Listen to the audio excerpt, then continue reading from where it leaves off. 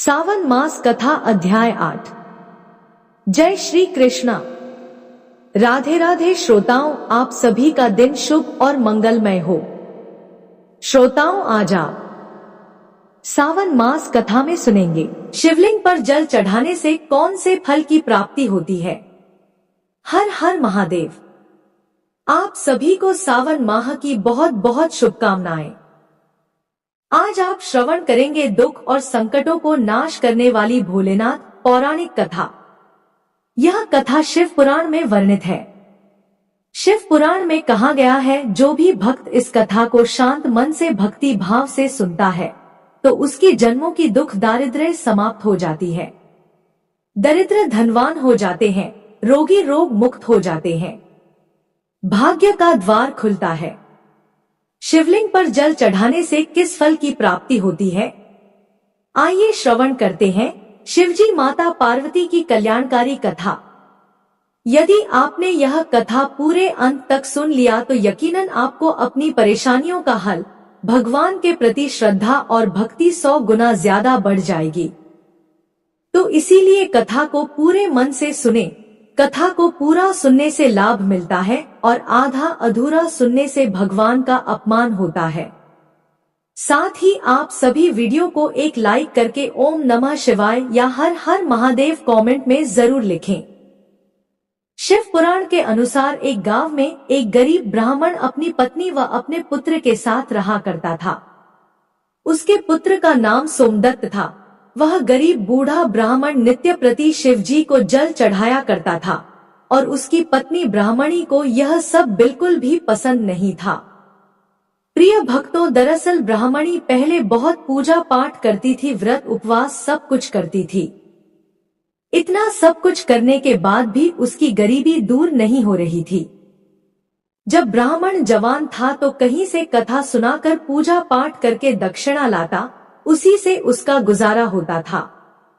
फिर भी ब्राह्मणी इस आस में पूजा पाठ करती थी कि कभी ना कभी उसकी गरीबी दूर होगी, किंतु उसके पूजा पाठ का कोई फल नहीं मिला। अब तो ब्राह्मण बूढ़ा हो गया था, उसमें इतनी शक्ति नहीं थी कि वह कहीं गांव गांव में जाकर कथा कराए। वह बीमार रहने लगा, घर में कमाने वाला कोई भी नहीं था। ब्राह्मण का बेटा सोमदत्त गुरुकुल में पढ़ा करता था। अब ब्राह्मणी के घर में खाने के लाले पड़ गए तो वह गुस्से में पूजा पाठ करना छोड़ देती है और ब्राह्मण को भी पूजा पाठ करने से मना करने लगती है और कहती थी कि भोलेनाथ और अन्य देवी देवताओं की पूजा करते करते जवानी से बुढ़ापा आ गया, लेकिन भगवान ने हमारी गरीबी दूर नहीं की, उल्टा अब तो दाने दाने को मोहताज हो गए हैं। अरे मेरी ही मति मारी गई थी कि मैंने दिन रात उपवास व्रत किया, जब तक मैं अपने शरीर को सुखा दिया। अब क्या देगा तुम्हारा शिव जो तुम शिवलिंग पर जल चढ़ाया करते हो। प्रिय श्रोताओं, ब्राह्मणी की बातों को सुनकर ब्राह्मण कुछ नहीं कहता था। उसे तो अपने आराध्य भोलेनाथ पर पूरा विश्वास था। अब ब्राह्मण का बेटा अपनी शिक्षा पूरी करके गुरुकुल से वापस अपने घर आ गया और अपनी माता पिता की सेवा करने लगा। एक दिन की बात है, सोमदत्त शिव मंदिर में अपने पिता के साथ पूजा पाठ कर रहा था और वहीं पर शिव भक्तों को कथा सुनाने लगा। वह कहता है कि जो भक्त भगवान शिव की कथा को सुनते हैं, उनके मन में जो इच्छा रहती है भोलेनाथ उनकी मनोकामना अवश्य पूरी करते हैं। प्रिय श्रोताओं, सोमदत्त की यह सब बातें मंदिर में पूजा करने आए उसी राज्य के राजा ने सुन लिया और उसे यह बात बहुत ही अच्छी लगी और उसने सोमदत्त को अपने यहाँ राजकुमारी को कथा सुनाने के लिए नौकरी पर रख लिया। अब सोमदत्त प्रतिदिन राजा के लड़की को कथा सुनाने जाया करता था।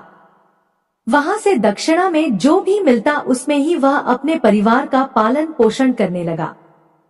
इस पर भी ब्राह्मणी खुश नहीं थी। उसने कहा, मुझे अपने बच्चे की भविष्य की चिंता है।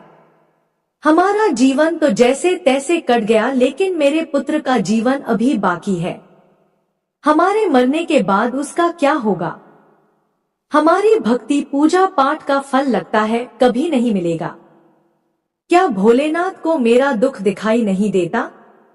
मेरा पुत्र राजा के घर से जो कुछ भी लेकर आता है, माना कि उससे हमारे पूरे परिवार का पेट भर जाता है, किंतु और भी आवश्यकताएं कैसे पूरी होंगी? ईश्वर ने अपनी आंखें क्यों बंद कर रखी हैं? क्या मेरे पुत्र को हमारे तरह ही गरीबी में रहना होगा? ब्राह्मण और ब्राह्मणी की ये करुण पुकार जब माता पार्वती ने सुना तो उन्होंने शिव जी से कहा, हे देव, हे महेश्वर, आप सर्वज्ञ है, आप क्यों इन दोनों की परीक्षा ले रहे हैं? प्रभु, ब्राह्मण आपका परम भक्त है, अब आप उसके दुख का नाश करें प्रभु, अन्यथा यह ब्राह्मण कहीं आपकी पूजा करना बंद ना कर दे, कहीं उसके मन में आपके प्रति विश्वास समाप्त ना हो जाए। माता पार्वती की बात को सुनकर भोलेनाथ ने कहा, हे देवी, आप चिंता ना करें, मैंने उनके भाग्य उदय का बीज तो पहले ही बो दिया है। अब हम दोनों को साथ में लक्ष्मी जी, विष्णु जी को लेकर इस ब्राह्मण के घर जाने का समय आ गया है। मेरी कृपा के साथ ही वह ब्राह्मण दंपति विष्णु लक्ष्मी के भी कृपा के पात्र हैं। उन दोनों पति पत्नी ने हम दोनों की पूजा एक साथ की है। हे देवी, पृथ्वी लोक पर जाकर हमें शिव लीला करनी है। प्रिय श्रोताओं, अब शिव जी तुरंत माता पार्वती जी के साथ नंदी पर सवार होकर बैकुंठ लोक में जाते हैं, जहां दयानिधि भगवान विष्णु शेष नाग के सैया पर विराजमान थे। माता लक्ष्मी उनके पांव दबा रही थी। तब शिव जी ने विष्णु जी से पृथ्वी लोक पर चलने को कहा। विष्णु जी बोले, हे देवी लक्ष्मी, चलिए, हमारे भक्त का बुलावा आ गया है।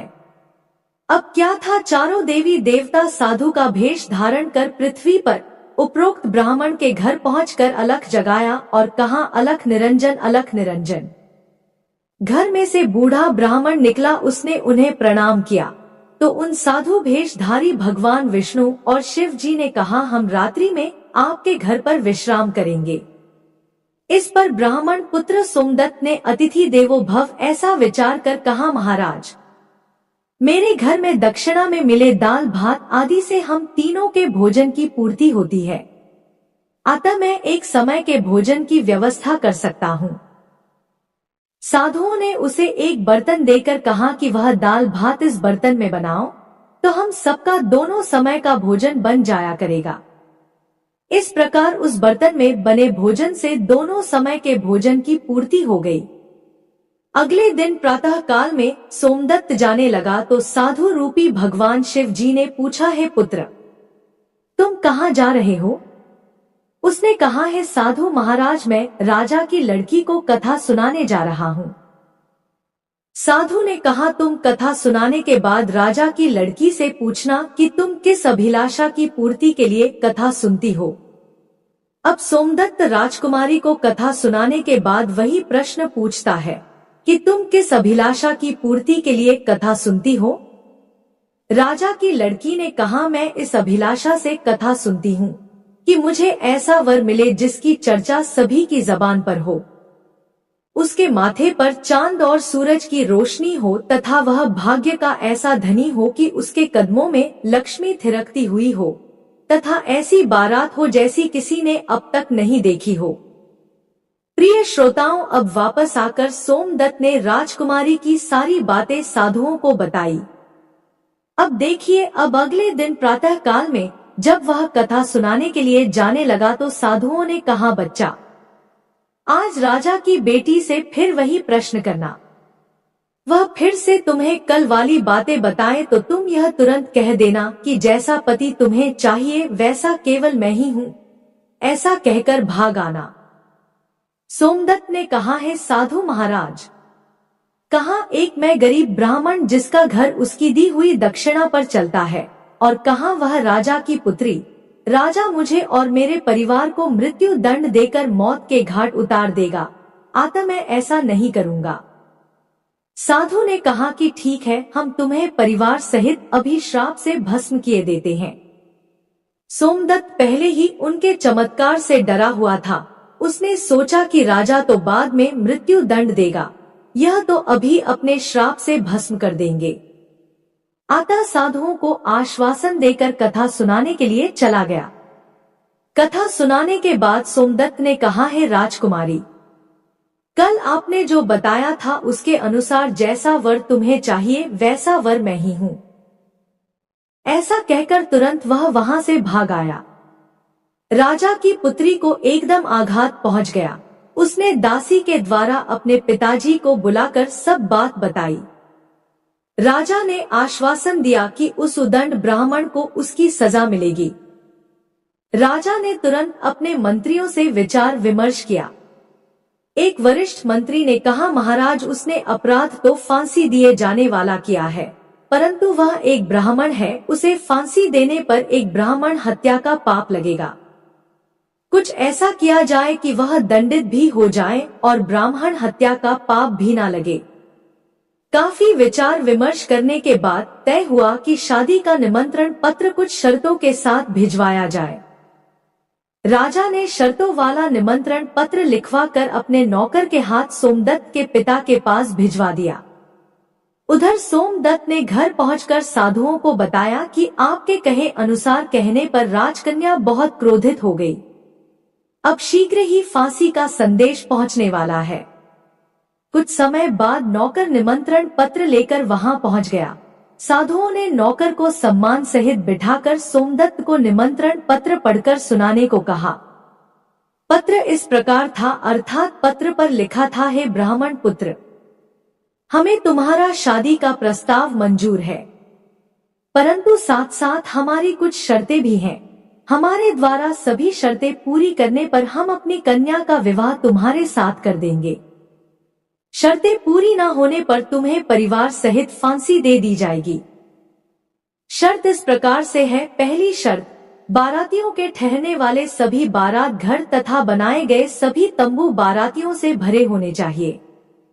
कोई भी तंबू खाली नहीं रहना चाहिए।